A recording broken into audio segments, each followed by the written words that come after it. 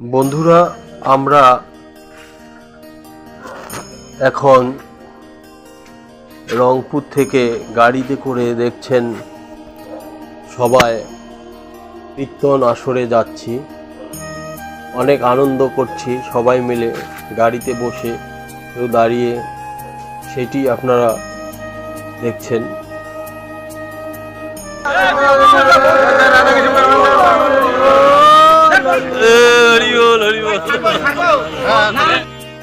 সুভাষ ভাই, আপনি কি খাচ্ছেন?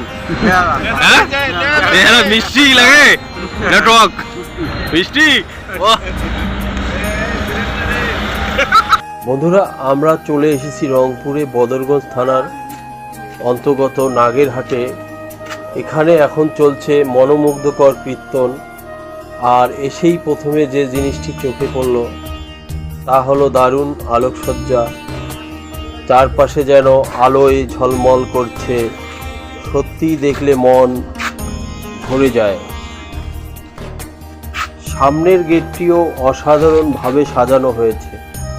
রঙিন আলো, নকশা আর কারুকার্য সব মিলিয়ে গেটটি এত সুন্দর করে বানানো হয়েছে যে দূর থেকেই নজর কেড়ে নেয়। পুরো পরিবেশটা যেন উৎসবের আনন্দে ভরে উঠেছে। কীর্তন শুনতে এখন আশালতা রানী কীর্তন পরিবেশন করবেন, আপনারা লাইভে দেখতে পারবেন সুভদ্রার মোবাইলে লাইভ। আর এখন শুভ নাম কি, কলাপতি সুভাষ খিচুড়ি খাইতে যাবে। হরে কৃষ্ণ বন্ধুরা, এবার আমি চলে এসেছি আনন্দ বাজারে। এই আনন্দ বাজারেই চলছে ভক্তদের জন্য প্রসাদ বিতরণ। ভক্তরা একে একে সারিবদ্ধভাবে বসে পড়েছেন, প্রসাদ গ্রহণ করছেন। সত্যি বলতে এখানকার পরিবেশটা অসাধারণ। কেন কোনো হইচই নেই, সবাই শান্তভাবে লাইনে দাঁড়িয়ে প্রসাদ নিচ্ছেন আর ভগবানের মহাপ্রসাদ গ্রহণ করে ভক্তি ভাব ও ভালোবাসা অনুভব করছে। পাশেই দেখছেন যারা ভক্তদের জন্য পরম যত্নে প্রসাদ রন্ধন করছেন। তাদের ব্যস্ততা আর নিবেদন সত্যি মন ছুঁয়ে যায়। সব মিলিয়ে এখানকার পরিবেশটি অত্যন্ত চমৎকার এবং হৃদয় ছুঁয়ে যাওয়ার মতো। বন্ধুরা, আপনাদের কাছে একটি ছোট্ট অনুরোধ রইল। আমরা অনেকেই এই ধরনের ধর্মীয় ভিডিও দেখি, কিন্তু দেখার পর লাইক, শেয়ার বা কমেন্ট করি না। আপনাদের কাছে অনুরোধ, অবশ্যই চেষ্টা করবেন এই ধরনের ধর্মীয় ভক্তিমূলক ভিডিওতে লাইক, শেয়ার, কমেন্ট এবং চ্যানেলটিকে সাবস্ক্রাইব করতে। আমাদের একটি ছোট্ট সহায়তায় আমাদের আরও ভালো কাজ করার অনুপ্রেরণা দেয়। সামনেই দেখতে পাচ্ছেন অনুষ্ঠানকে কেন্দ্র করে অসাধারণ লাইটিং করা হয়েছে।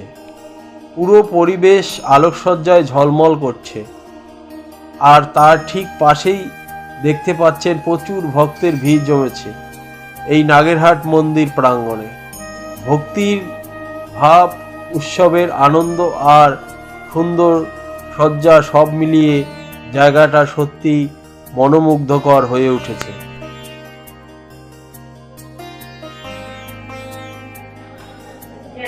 হরে কৃষ্ণ দাদা।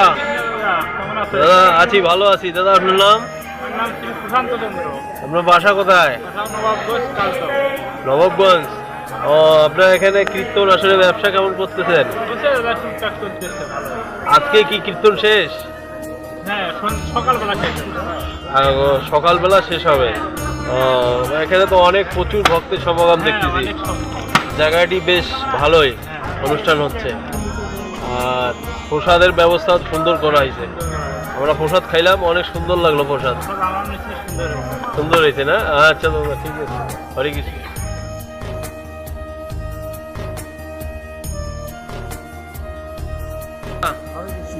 দাদা, আপনার নাম? আমার নাম শ্রী অজিত চন্দ্র বর্মন। আপনার বাসা এখানে? এই জায়গাটার নাম কি? জায়গাটার নাম নাগেরহাট। আপনাদের এই যে নাম কীর্তন কয়দিনের হয়? আমাদের এখানে নাম কীর্তন হলো 30 দিন, কয়দিন? 30 দিন। মানে পহেলা কার্তিকে আমরা ধরছি, আচ্ছা আর নাম শুরু করছি আমরা 27শে শুক্রবার থেকে শুরু করছি সন্ধ্যা থেকে। আচ্ছা আচ্ছা। আজকে 27 গেলো 28, আজকে 29, কালকে 30 থেকে শেষ। আর অনুষ্ঠান তো দেখলাম বিশাল আয়োজন আপনাদের। হ্যাঁ, বিশাল আয়োজন। এখানে এটা কি 7 লক্ষ টাকা আমাদের পাবে। 7 লক্ষ টাকা বাজেট। দুর্গা পূজা, কালী পূজা এবং এই অনুষ্ঠানটা কি প্রতি বছরে হয়? এবার ধরো 3 বছর হলো। ও 3 বছর থেকে আপনারা এই অনুষ্ঠানটি করছেন। তো এবারে অনুষ্ঠান কেমন করলেন? এবারে তো বর্তমান ভবন পূজা ভালো চলছে, এখন কোনো সমস্যা নাই? না, কোনো সমস্যা নেই। খুব আনন্দের সহিত আমাদের অনুষ্ঠান হচ্ছে। খুব আনন্দ সহিত, খুব লোকজন, কোনো সমস্যা নেই। হরে কৃষ্ণ। অনেক সুন্দর মন্দির প্রাঙ্গণটি।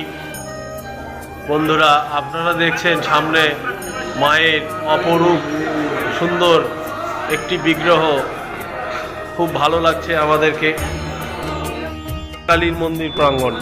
এই মায়ের পূজাটা কখন হয়, কোন সময় হয়? মায়ের পূজাটা যে আমরা যে দুর্গা পূজা করি, হ্যাঁ আর দুর্গা পূজার পরে যে লক্ষ্মী পূজা, হ্যাঁ হ্যাঁ লক্ষ্মী পূজার পরে যে আমাবস্যা হবে, হ্যাঁ হ্যাঁ হ্যাঁ। ওই আমাবস্যায় মায়ের কালী পূজা। ও ওই অমাবস্যায় মায়ের পূজা এখানে হয়। এইখানে। প্রচুর ভক্তের সমাগম হয় নাকি?